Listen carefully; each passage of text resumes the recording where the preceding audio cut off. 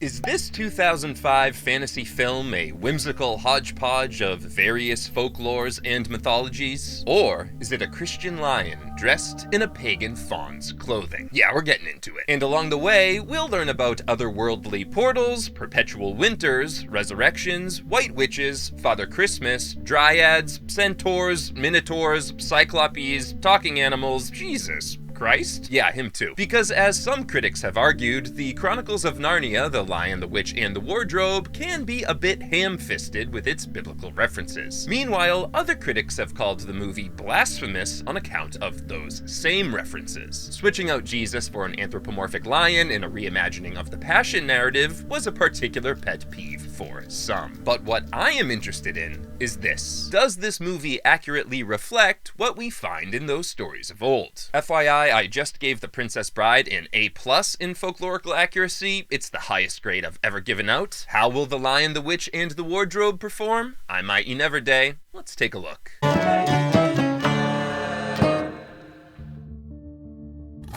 During my research for this video, I came across the idea that the film's titular wardrobe was inspired by Celtic mythology, specifically Irish mythology, and by extension that Narnia is akin to a Celtic otherworld, a place hidden in the mist, a place inhabited by gods and or fairies, a place that is only accessible to certain people at certain times. The parallels are obvious, but I had always assumed that C.S. Lewis, the author of the 1950 book the 2005 movie is based on, had been riffing on Lewis Carroll's Alice's Adventures in Wonderland, published in 1865. Both writers were British, both had a thing for talking animals, and both wrote in what we now call the portal fantasy genre. But here's the thing, C.S. Lewis was Irish by birth. He was born in and spent most of his childhood in East Belfast in County Down. And most pertinently to our task at hand, the real-world wardrobe that inspired his story's magical wardrobe originated in Ireland. His grandfather made it. What's more, reflecting on his Irish upbringing, Lewis once wrote to his brother, quote, "That part of Rostrevor which overlooks Carlingford Loch is my idea of Narnia." And here we hit on something interesting. The name Carlingford comes from the Irish Carlin, meaning the pool of the hag or the pool of the old woman. And in Irish mythology, but really Gaelic mythology because this figure was popular in Scotland too, the Cailleach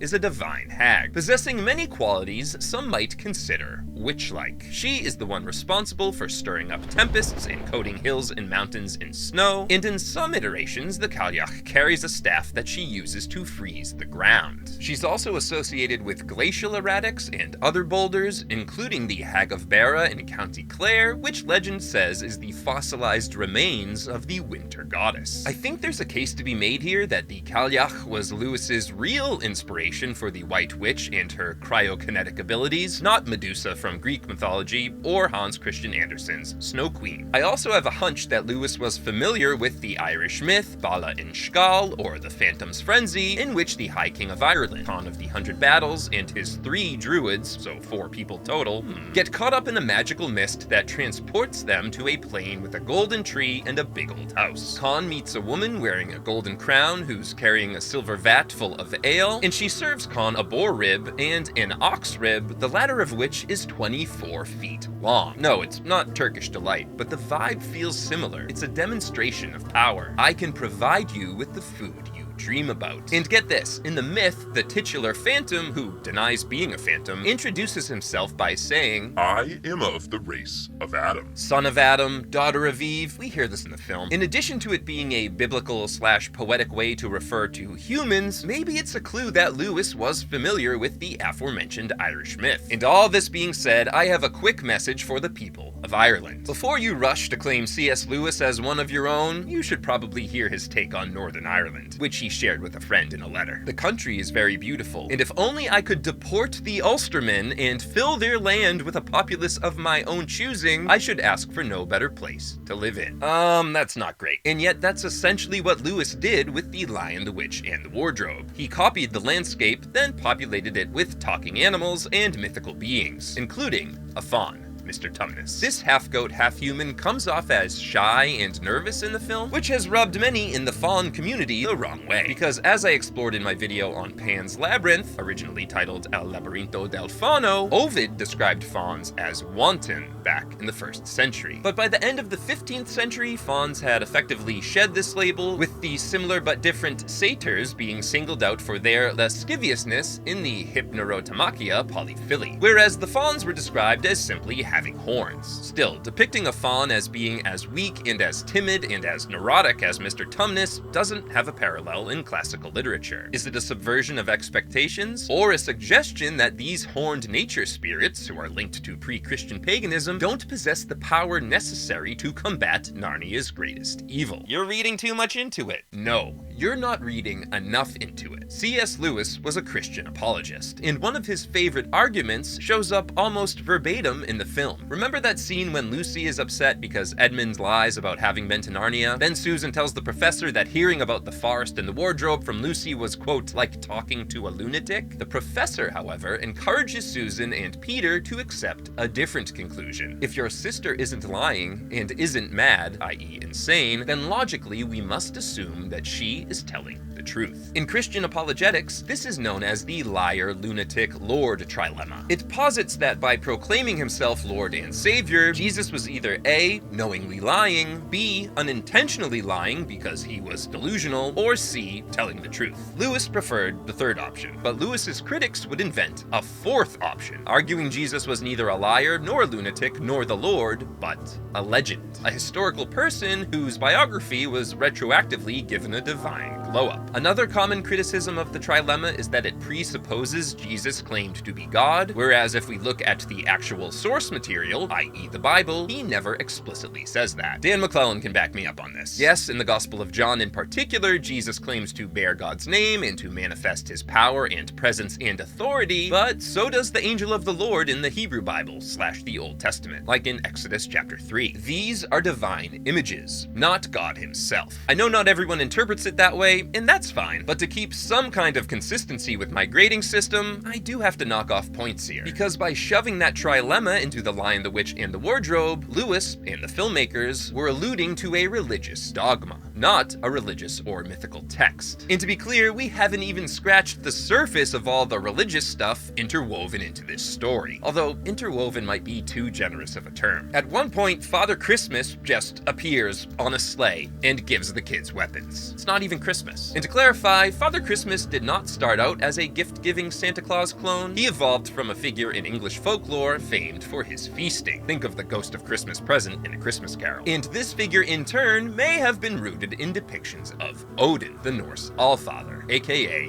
Yulnir, the Yule One, which perhaps explains why in the book / movie it is Father Christmas who, in what I'm calling a reverse Game of Thrones, declares winter is almost over. In Norse mythology, the Fimbulwinter, or Mighty Winter, is a 3-year period of intense snowfall that immediately precedes Ragnarok, the end of the world. And notably, 2 humans, a man and a woman, are able to survive these events by hiding out in a forest. Having it be always winter and never Christmas in Narnia certainly seems to be a nod to this Norse myth. And kudos where kudos are due, this myth does give added significance to those son of Adam and daughter of Eve references. Sure, he's using the biblical names, not the Norse Leaf and Leafpreser, but he's potentially alluding to both creation / destruction stories. Moving on to Aslan, the talking lion who tells the White Witch, quote, "Do not cite the deep magic to me, witch. I was there when it was made." Fast forward a few scenes and the witch kills the lion on a stone table, which he'd agreed to earlier, swapping places with the Judas-like Edmund who had betrayed him. Fast forward a few more scenes and it's alive!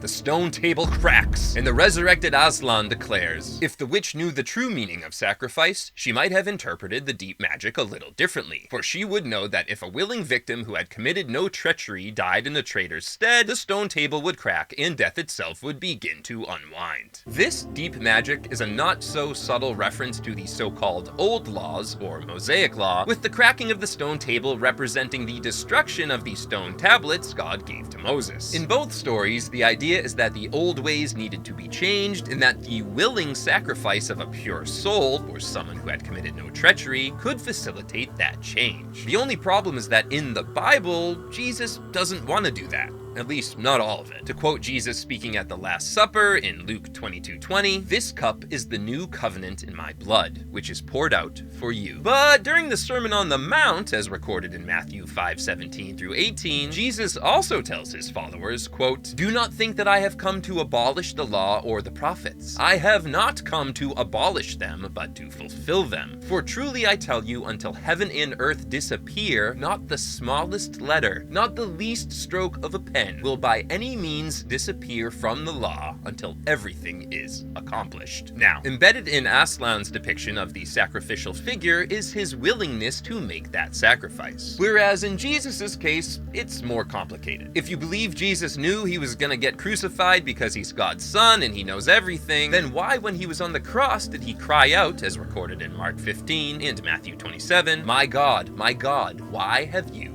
forsaken me?" I mean, part of the answer is that the author of the Gospel of Mark wanted to connect the Passion story to Psalm 22, which opens with that exact same phrase before going on to make a prophecy about the Messiah and how his hands and feet will be pierced and his bones put on display. The other argument is that because Jesus is both fully human and fully divine, the human part of him was understandably in a lot of pain during the crucifixion, so him shouting, my God, why have you forsaken me?" can be interpreted as the anguished screams of a dying man. If anything, the Aslan sacrifice is cleaner. There's no complaining about being forsaken when he's dying, and thus no need to explain it, because in his Passion story, Aslan very clearly and deliberately chooses his fate. And I think that's one of the Lion, the Witch, and the Wardrobe's greatest folkloric offenses. It glosses over those gray areas of the Bible, those things we love to argue about in the comments. Of course, the film's other big folkloric offense is that it crams in too many creatures. Look, I like the Dryads, the tree spirits. Is that how they look in Greek mythology? No, they're more corporal, less ephemeral. Still, it's a visually interesting interpretation. Meanwhile, the Centaurs look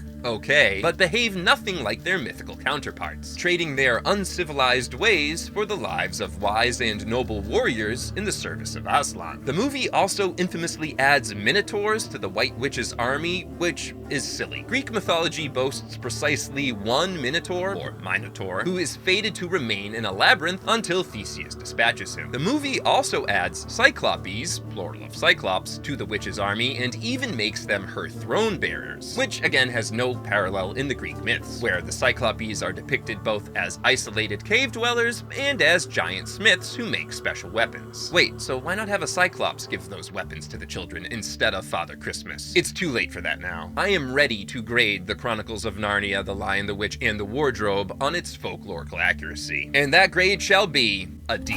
Honestly, without those Irish and Norse connections, it would have been an F. But what do you think? Am I being too harsh? Leave the grade you think it deserves in the comments below. And if you enjoyed this video, please leave a like, and one of the best things you can do is subscribe. That really helps. As always, my name is I.E. Neverday, editor of the Celtic fantasy short story anthology Neon Druid, and creator of the Irish Myths and Folklore and Film YouTube channels. Thanks for coming out.